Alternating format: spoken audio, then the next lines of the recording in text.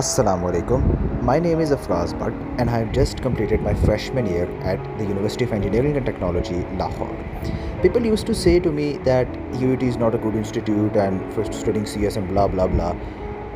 That already changed in 1 year.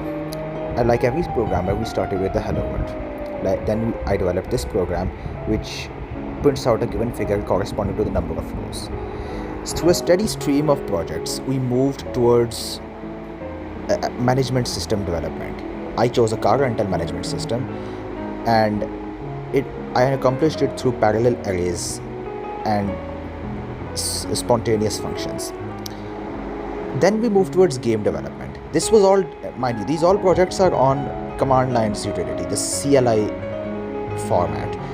This game, the space I built for a game, I chose a Space Invaders replica. This wasn't good, but at the time it was enough. Then in my spare time, I developed a betting application, which rolls a dice, and if the user guess was equal to the dice roll, it would add the bet to the balance. Otherwise, it would deduct it. In the second semester, was all about using the programming logic that we already learned in first semester. For example, this program prints out a two-dimensional array object onto the screen. Then sorry for that. Then we move towards utility applications such as Notepad, Paint, etc. We started off with a basic calculator, a serial calculator which performs basic applications, basic functions such as the plus, minus, multiplier and divide operations. It also provides a clear application. These all GUI development was done in the WinForms, the C#.NET framework. You can also use Java if you want, because both languages are same. Then I moved towards one of my prized projects in UET, which is, you can see on screen, the word editor app, the Notepad application.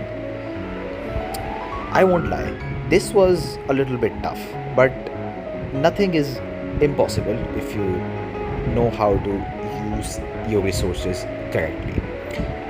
I will get on to this resource part later on. Then we move towards the paint. We didn't move towards this thing. I developed it on my own in my spare time.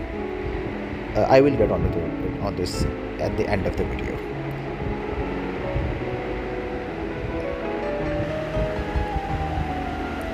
Then we move towards management system building. For example, in this part we developed in the first semester we developed the car rental management system. Now I had to convert it into the GUI format and also apply advanced error detection blocks, such as I used the exception handling block on it. I also wanted to apply logging to this, but I couldn't due to the shortness of time. Anyhow, I made a complete working application regarding this.